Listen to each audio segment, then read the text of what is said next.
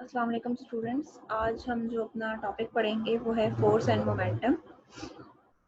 पिछले जो हमारे टॉपिक्स थे वो थे टेंशन और एक्सेलरेशन की वैल्यूज हमने फाइंड की थी टू सिस्टम्स के अंदर, और आज हम पढ़ेंगे force and the momentum. Force क्या है? Force is a push and pull, और मोमेंटम क्या है? It's a quality of the moving body. तो अब हमने इन दोनों का आपस में रिलेशन फाइंड करना है कि how we can represent force in the form of momentum.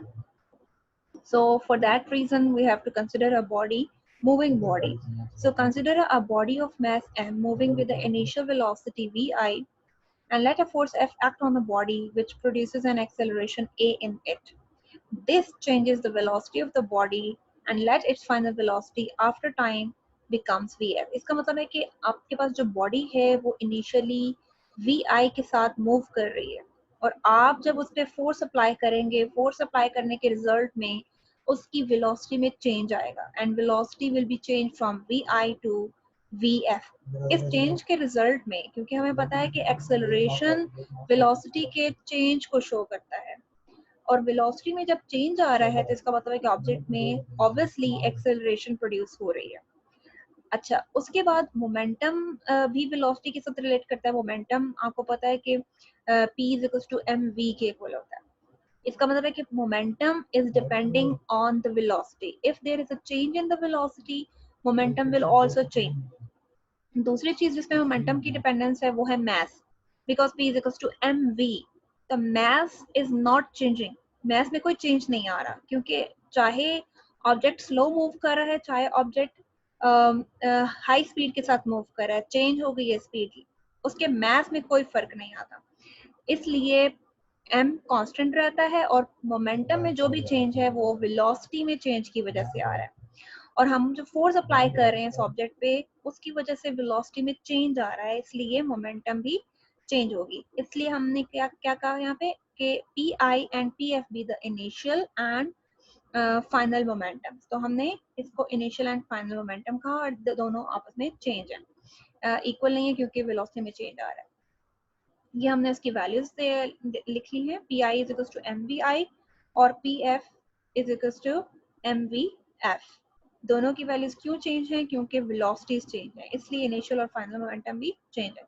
अब टाइम के साथ कितना चेंज आया है इस मोमेंटम के अंदर, तो वो हमें कैसे पता चलेगा? दोनों को हम सब्ट्रैक्ट कर देंगे, फाइनल में से इनिशियल को सब्ट्रैक्ट कर देंगे।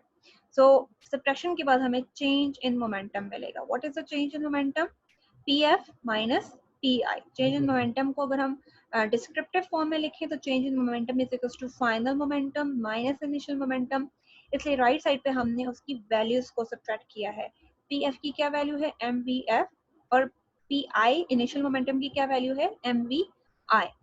सो अब हम चेक करना चाहते हैं कि rate of change of momentum क्या है, क्योंकि टाइम के साथ वेलोसिटी में चेंज आ रहा है, तो अब हम rate of momentum, change of momentum find करेंगे।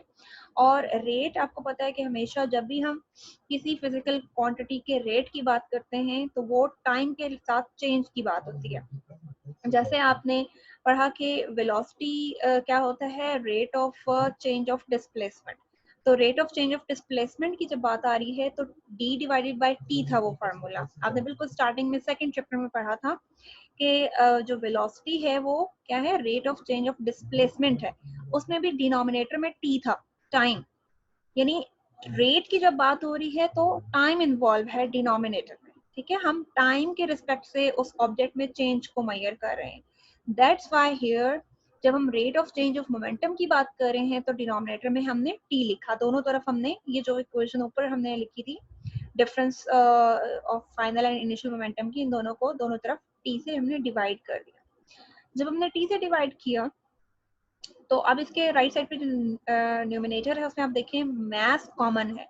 आप मैथ को जब कॉमन लेंगे, कॉमन लेने के बाद पीछे क्या बच जाएगा? यहाँ पे ब्रैकेट्स अगर लगा दें तो ये बन जाएगा V F minus V I divided by T. अब ये किस चीज के इक्वल है? V F minus V I divided by T. It is the rate of change of velocity, and rate of change of velocity किसके equal होता है? Acceleration के। आपने ये फर्स्ट इक्वेशन ऑफ मोशन में भी यही स्टेटमेंट जो है वो डिराइव की थी। सो हम इस V F minus V I divide by T की जगह क्या लिख देंगे? एक्सेलरेशन लिख देंगे। तो ये क्या किस में चेंज हो जाएगा? m इंटू ए में चेंज हो जाएगा। एम ए किसके इक्वल होता है? फोर्स के इक्वल होता है। न्यूटन की सेकंड लॉ ऑफ मोशन में हमने पढ़ा था F is equal to M A. हम इस एम ए की जगह क्या पुट कर देंगे? एफ पुट कर देंगे। लेफ्ट साइड पे ये वाली जो इक्वेशन आ रही थी इसमें कोई चेंज नहीं आ रहा है, यहाँ पे भी और यहाँ पे भी कोई चेंज नहीं आ रहा, हमने सिर्फ इसके राइट साइड में चेंज लाया है। और ये जो फाइनल इक्वेशन आई है 3.14, ये क्या रिप्रेजेंट कर रही है कि फोर्स किसके इक्वल है? Rate of change of momentum के इक्वल है। Newton second law of motion क्या कहता है कि फोर्स किसके इक्वल है? मास इनटू एक्सेलरेशन यानी एम ए के इक्वल है। और यहाँ पे जो हमने डेरिवेशन की है इसमें हमने फोर्स और मोमेंटम को आपस में रिलेट किया। इसका मतलब है कि जो फोर्स की डेफिनेशन हमने सेकेंड लॉ ऑफ मोशन के अकॉर्डिंग पढ़ी थी उसको हम रीराइट कर सकते हैं। रीराइट कैसे कर सकते हैं कि we can redefine it. when a force act on a body it produces an acceleration in the body and ये तो ऑब्वियस सी बात है कि जब भी फोर्स अप्लाई होगी ऑब्जेक्ट में एक्सेलरेशन प्रोड्यूस होगी। क्यों? क्योंकि उसकी फोर्स के रिजल्ट में वेलोसिटी में चेंज आएगा। अगर वेलोसिटी में चेंज आएगा तो फोर्स के रिजल्ट में एक्सेलरेशन लाजमी प्रोड्यूस होगी in the body and will be equal to, यानी वो फोर्स किसके इक्वल होगी? Equal to the rate of change of momentum. क्योंकि वेलोसिटी में चेंज आ रहा है और मोमेंटम की डिपेंडेंस जो है वो वेलोसिटी पे होती है, इसलिए अगर एक्सेलरेशन प्रोड्यूस हो रही है तो इसका मतलब है कि जो फोर्स है वो rate of change of momentum के भी इक्वल होगी। और ये जो हमने डेरिवेशन की है ये इसी चीज का प्रूफ भी है। अब हम चलते हैं कि इसका यूनिट क्या है। मोमेंटम का क्या यूनिट है? मोमेंटम का यूनिट अगर हम देखें इस इक्वेशन के अकॉर्डिंग, इस इक्वेशन को अगर देखें तो ये न्यूमिनेटर में मोमेंटम है और मोमेंटम किसके इक्वल होता है? एम वी के, ठीक है। और नीचे क्या है? टाइम। तो आपको फोर्स और टाइम दोनों की यूनिट पता है। टाइम को अगर मैं यहाँ से क्रॉस मल्टीप्लाई कर दूं तो मोमेंटम किसके इक्वल हो जाएगा? एफ इनटू टी के।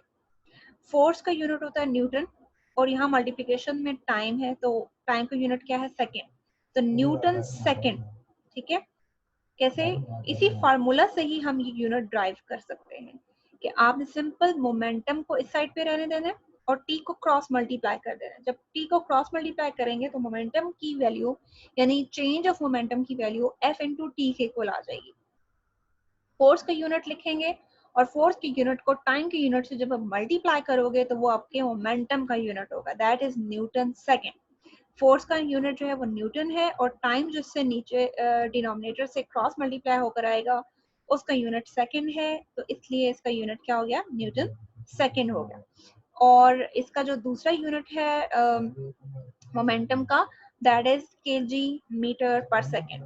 केजी मीटर पर सेकेंड क्यों है? क्योंकि जो मोमेंटम का फार्मूला है P is equal to M V, P is equal to M we.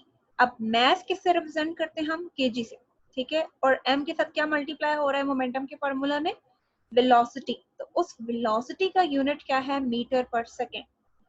इसलिए एक जो यूनिट है वो उसका जो प्रीवियस हमारा फार्मूला है मोमेंटम का प्रॉपर, उससे हमने एक फार्मूला ड्राइव किया हुआ है केजी मीटर पर सेकेंड, और एक जो इस डेरिवेशन में हमने इसको फोर्स के साथ रिलेट किया है एक फार्मूला, एक यूनिट जो है वो इस फार्मूला से आया। तो ये दोनों ही इसके SI यूनिट्स हैं और दो डिफरेंट फार्मूला से हमने इनको ड्राइव किया है। अब अगर हम इसी टॉपिक से रिलेटेड एक एग्जांपल देखें विच इज 3.6, आपकी बुक के पेज नंबर 68 पर है ये एग्जांपल। इसमें उन्होंने क्या कहा है? A body of mass 5 kg इज moving with a velocity of 10 metre per second. ये इसकी इनिशियल वेलोसिटी है और बॉडी का मास कितना है? 5 kg। Initial velocity 10 metre per second है। वो कह रहे हैं कि अगर आप उस पर फोर्स अप्लाई करेंगे तो कितनी फोर्स अप्लाई करेंगे to stop it in 2 second, यानी find the force required to stop it in the 2 second. वो कह रहे हैं कि आपने कितनी फोर्स इसको रिक्वायर्ड होगी कि आप इसको 2 सेकेंड के अंदर रोक दें। इसकी जो स्पीड है सॉरी इसकी जो वेलोसिटी है 10 मीटर पर सेकेंड, ये 10 मीटर से रिड्यूस होकर 0 पे आ जाए, यानी इनिशियल वेलोसिटी। देखिए यहाँ पे स्टेटमेंट में डायरेक्टली नहीं कहा कि इसकी जो फाइनल वेलोसिटी है वो 0 है, लेकिन हम इसको स्टॉप करना चाहते हैं। तो स्टॉप होगी तो ऑब्वियसली ये जो हमारे पास बॉडी है ये एक जगह पे स्टैटिक हो जाएगी, रुक जाएगी। तो जब कोई ऑब्जेक्ट रेस्ट पोजीशन पे चला जाता है तो उसकी जो वेलोसिटी होती है फाइनल वो 0 कंसिडर होती है।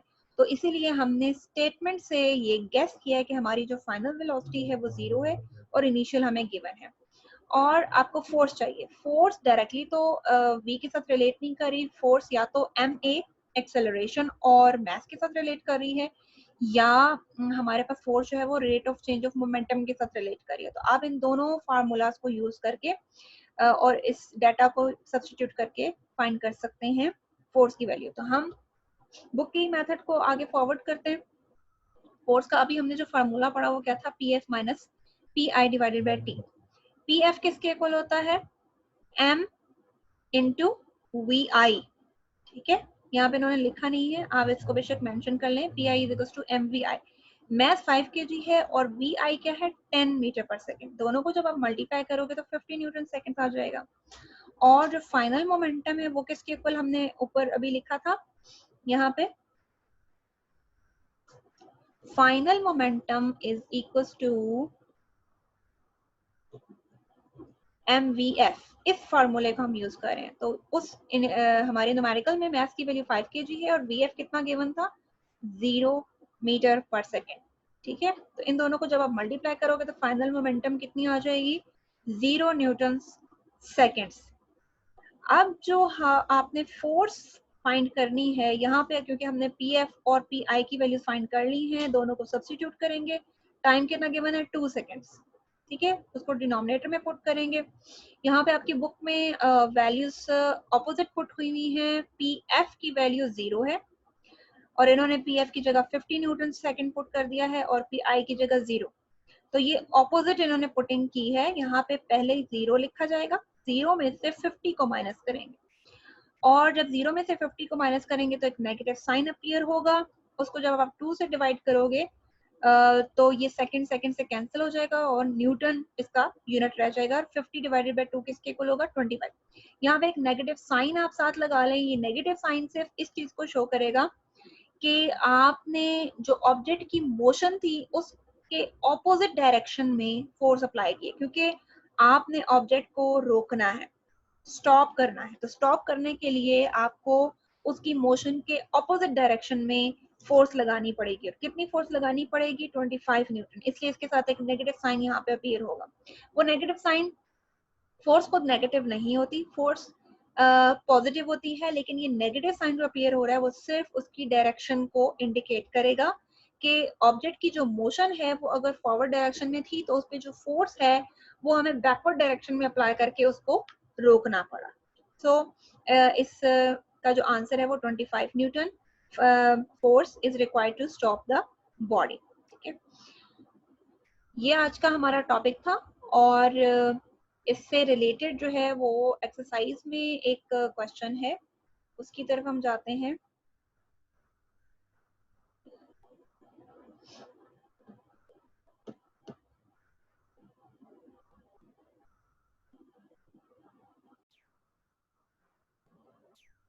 ओके, तो ये जो आपकी एक्सरसाइज में न्यूमेरिकल है पेज नंबर 83 पे 3.8 स्टेटमेंट्स में कि इसकी क्या है कि how much time is required to change 22 newton second momentum by the force of 20 newton. अब जैसे एग्जांपल में किया तो उसमें टाइम हमने फाइंड करना था, लेकिन यहाँ पे हमने एग्जांपल में हमने फोर्स फाइंड करनी थी, हमें टाइम और मोमेंटम का चेंज गिवन था, और यहाँ पे हमें चेंज इन मोमेंटम गिवन है और फोर्स गिवन है और हमें टाइम फाइंड करना है।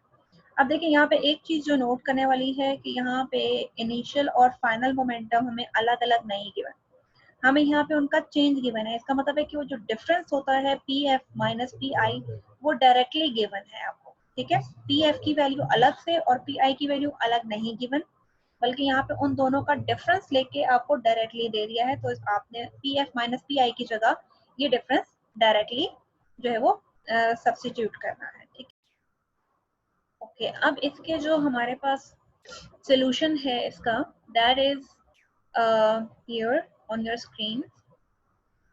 तो आपने सबसे पहले इसका डाटा लिखना है। डाटा में हमें क्या गिवन है, पी एफ माइनस पी आई की वैल्यू गिवन है, यानी हमें इन दोनों का डिफरेंस गिवन है 22 न्यूटन सेकेंड्स। फोर्स की क्या वैल्यू गिवन है, 20 न्यूटन, और आपको फाइंड क्या करना है, टाइम। आपको पता है कि फोर्स का क्या फार्मूला है, P F minus PI divided by T। I mean दोनों का डिफरेंस तो हमें गिवन है 22 न्यूटन, और डिनोमिनेटर में हमारे पास फोर्स की वैल्यू आ जाएगी, और क्योंकि हमें टाइम फाइंड करना है तो हमने इन दोनों को क्रॉस मल्टीप्लाई कर दिया है, T को इस तरफ ले गए, फोर्स को डिनोमिनेटर में। फोर्स की वैल्यू कितनी है 20, तो आप 22 को 20 से डिवाइड करेंगे 1.1 सेकेंड, इसका आंसर आ जाएगा।